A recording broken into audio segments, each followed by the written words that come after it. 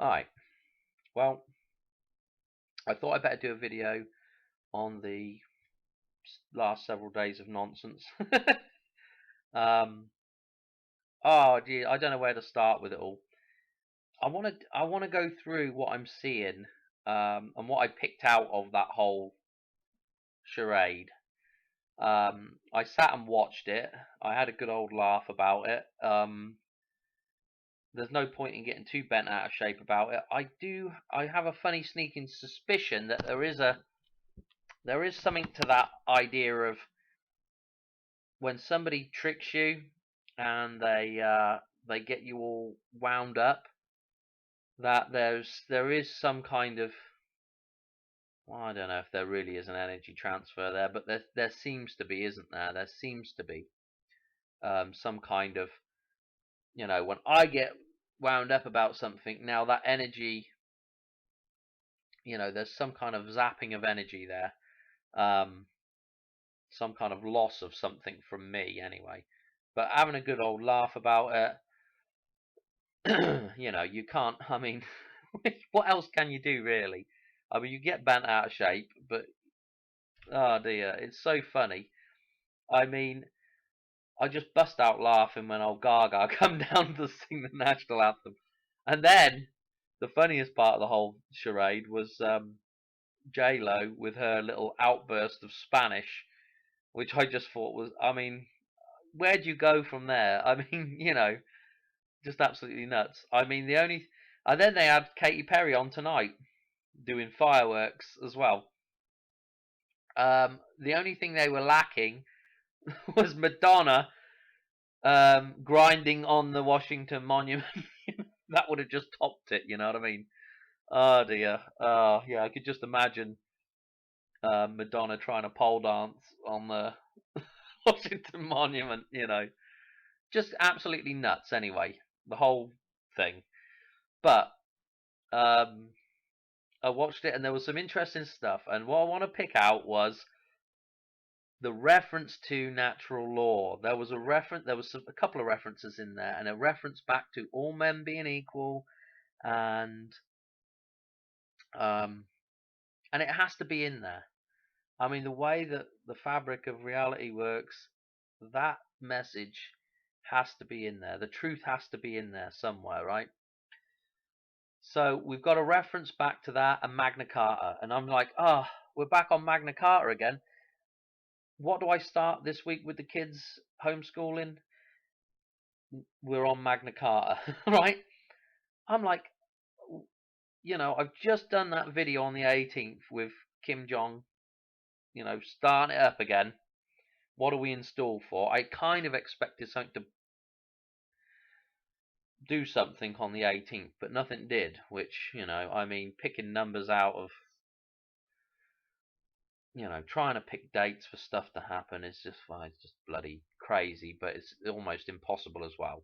All these, like I keep saying, all these dates, all these things, they all just reference back in on one another, It's just the way the reality works.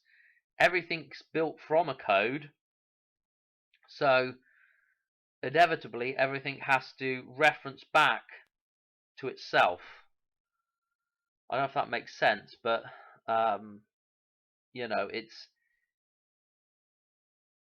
if you believe in coincidence, well, let's just put it this way: I don't believe in coincidence. There's no such thing as coincidence. There can't be, because there's a code inbuilt to the whole system, that number phi. And if there's a code built in there, then how can you have a coincidence? Because everything's designed to a code. The idea of something just randomly happening and just randomly turning into this reality is, in my opinion, right now, you're nuts if you think that. Because there is that code that runs through everything. Now, with that being said, back onto Magna Carta and the natural law thing, because there's so many people out there that just still have not got a clue about natural law. So many. I was just listening the other day to a guy talking, a financial guy, and he happens to mention the whole thing of, oh, well, you don't own your home because you pay taxes. And he's quite right. If you believe that, then you don't own your own. You don't own your home if you believe that scenario, because you don't understand natural law. You don't understand what possession is. You don't understand what the physical reality is. You don't understand what the legal system is. So, but this is where I'm getting a bit, oh man, it's just like it's a lost cause almost. You know what I mean? All I can do is just keep going on about it and hope people don't get too fed up with me. But you know, possession. You know, we've got to make a distinction between the physical world and the fictional world. And right now, what people are doing is they are allowing the fictional world to completely control the physical world. And so, if you believe the whole story that the system wants you to believe is that you don't own your home because you have to pay taxes on it. That's what the system wants you to believe.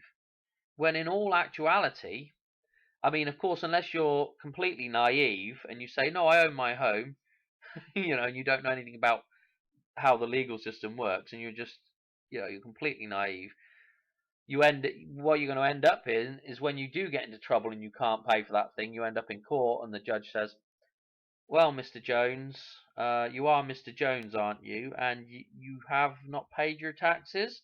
Okay, well, we have the legal right to sell that property, so that's what we're going to do. Sorry, you got to leave." And what the naive person believes that, Now, the I don't know, the person that's in the know knows about natural law. Now, guaranteed, I don't know whether this will work, but because you've got to hope that you have at some point a judge that knows what they're talking about. But you go into, we're back to the whole, well, I have possession of that. That's my rightful, lawful, natural possession under God. And then when you start talking in those kind of terms, when you go into have to deal with a judge or we're in court, the judge his eyes are going to go, oh dear, oh, hang on, sorry, I just that's Illuminati confirmed sign. Sorry about that. No, but you know what I'm saying though. His eyes are going to go, oh, and he's going to be all he's not going to want to know, basically, or he's going to know that you know what's going on, and you just go through that whole thing. But this is what I'm saying. There's people out there spreading that stuff, and what it means is there's a group of people now that have moved beyond the naive person to the, I guess it's, you're to a point where now you believe that this, you still believe in that the system has some kind of rights over the man and over the physical world and over your physical possessions in the world. As long as those physical possessions have come to you in the correct manner, in accordance with natural law, then that's your stuff. That's no other man can take that away from you. As long as nothing's been thrown out of balance, you haven't done anything wrong. No man can take that from you. And I mean, I guess they're looking at the whole system and how are these people in power getting away with what they're getting away with? And I was just listening to Matt at Quantum Conscience, and he was going on about the Q people, and them not being able to, putting all their faith in, DT to drain the swamp or whatever. Well, okay. Their faith is in the right idea. Their faith is in restoring balance. That's the correct place to have faith. But expecting somebody else to do that for you you're not taking responsibility for yourself, your own life, your own reality, you know. And there has to be something to that you generate your own reality. If you are happy to sit back and allow somebody else to generate your reality for you, then that's what you're going to get. You're going to get somebody else's set of rules. Now, there is a set of rules that are already out there that everybody has to abide by. But what I'm saying is, you're getting somebody else's set of ideas and you're living by them, right? You've got to take control of your own life in order to deal with this stuff. And this may be why the people at the top are getting away with what they're getting away with, simply because nobody's telling them, stop. We've had enough of this, stop. You know, going out on the street protesting, certain legal rights, and entitlements and all that stuff, that isn't telling them that they're doing wrong by natural law. That isn't going to them. That isn't writing them a letter, sending it to them and saying, look, I'm outlining here where you're going wrong, correct it please. And you've got, X amount of days to do it. I think that's fair. If that's not fair, you better tell me, what you think's fair. But that's what I think's fair. I want you to correct what you're doing is wrong. If you don't take that moral high ground, or if you don't bother to do that, how can you expect anything to change? I know that's the age-old saying, isn't it? Be the change that you want to see in the world. Well, you can't expect your reality to get any better if you're just going to sit there and, I mean, it's like, it's like shouting at the computer screen saying, oh, look at this SOB here, you can't do that, blah blah blah. But you don't. Then you just sit there and then you don't say, well, I'm going to write a letter. I'm going to tell them what they're doing wrong. I'm going to tell them why that's wrong, and I'm going to give them so long to change. And if I'm trying to live my life by the rules of natural law, and I ask somebody else to abide by that same level, I mean, let's face the truth of the matter. Look, we're all at some point, breaking. I'd say breaking natural law, but we're not in balance with natural law. At some point, I mean, even the holiest of holies, those people that sit on top of a mountain all day long and meditate and all that stuff. At some point, they have got to be breaking natural law at some point. Whether it's, the orange bloody robe that they've got on that's had to be made by somebody else. Do you know what I mean? Once you step to that point of starting to do stuff that involves the mind making something, you're stepping into that realm of problems, right? You're stepping into that fictional realm. So, it's very difficult once you step out of the jungle, step away from being that, whatever, the ape, whatever. You step away from being a complete animal to using the thing that we're given up here. That's when the problems start. And that's when you start coming out of balance with natural law, because inevitably you do something that has a knock-on effect to somebody else down the road. I don't know. It's like the thing with taking water out of the river. And everybody upstream takes the water out, and then there's not a drop left for the man down the river. And if he just sits there and doesn't say a word, well, how do the people upriver know that they're doing wrong? So that guy has to go and tell him, hey, stop taking all the water, leave some water for us downstream. And so if you're not willing to do that in your life, I mean, can you expect anything to change? Sitting there waiting for old MacDonald to go ahead and do something that you're hoping is going to change something, it's not going to do anything. If you want your reality to be balanced, then you have to tell the people that are creating the imbalance to stop doing that. And then that's where faith jumps in, I suppose, because what can you really do against an army? Not an awful lot. That's where you have to hope that the big man upstairs is going to step in and he'll deliver that balance back to you. One way or the other.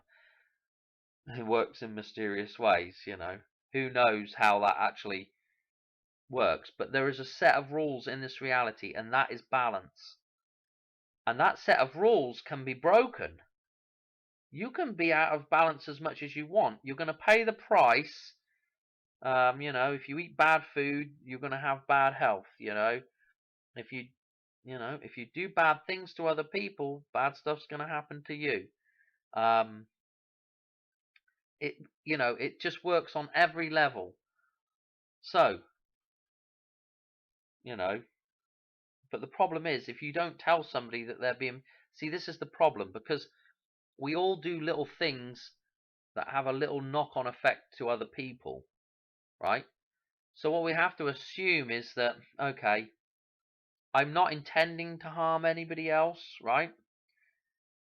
And as long as nobody's telling me that I'm not harming anybody else, then I'm not doing any harm, But as soon as somebody comes to you and says, look, that's harming me, i.e., look, I set a fire going and burn a load of my trash, and all that plastic, horrible smoke wafts over to my neighbour, and I don't realise it, and I keep doing it, and the neighbour comes knocking at the door. If he doesn't say anything, I don't know I'm not doing anything wrong, But then he comes knocking at the door and says, hey, you're fumigating me over here, can you stop doing it? I have to, well, sorry, I didn't know, I'll stop, When you, that's where we need to get to.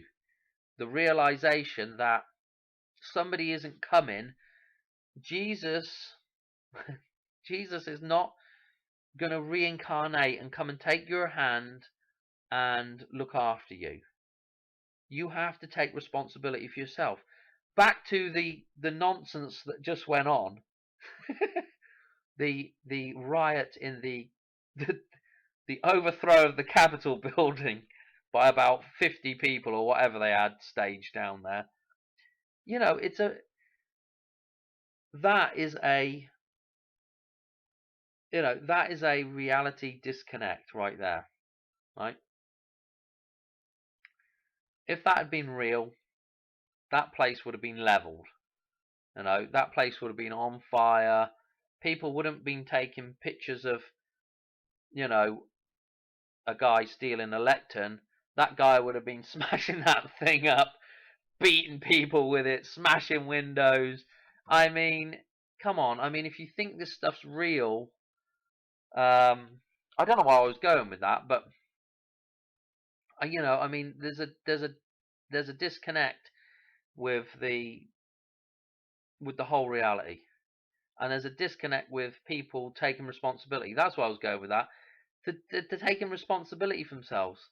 The whole idea that MacDonald told them to go down and do that. No, you have to take responsibility for your own actions in life. When you reach that age, when you become a man or a woman, you this is how the whole legal system wants to work.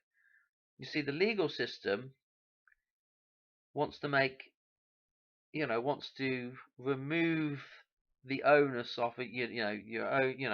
If you're doing something wrong, you can get away with it.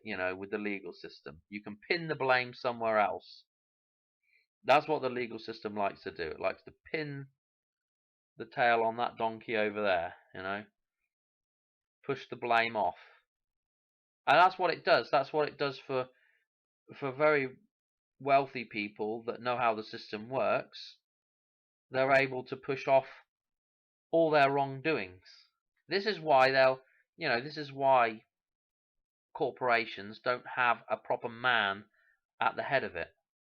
You know, this is why the Queen has, you know, this fictional signature and fictional name, as opposed, you know, when she's dealing with certain laws, she's a fictional entity at that point. You know, she's acting under a different guise, and this is the problem. This is the problem with the legal system. This is the problem with fictional nonsense, is that what people want to do is they want to remove themselves from it. They want to do wrong and at the same time remove themselves from any wrongdoing. So we play this, they play this little, I say we all play this little game of pretending that we are something that we're not. So that that thing that we're not can do something wrong, basically. That's what it boils down to. Anyway, I've waffled on for way too long. Hopefully there was something interesting in there. But, you know, it's about, again, we're back to taking responsibility. I'm back to this story with the Stay Puft Marshmallow Man, King John. Here, what is one interesting fact, right? You can't write this stuff, I tell you right now. I was watching some old girl and she was going on about who could possibly be his successor, you know. And so I don't know if it's one of his uncles or whatever had a kid, and now that kid's living in the United States, right? And the kid, you won't believe the kid's name. I don't know if I think he's a Kim as well, but it's Kim Han Sol. We didn't quite get to so low, but it's pretty close. Han Sol, right? I mean, you just can't write this stuff, you know. So we've got the evil dictator, the empire, you know, Stay Puft, whatever you want to call him. So we've got the evil guy there, and then the good guy is Han Solo, who's going to take over from probably after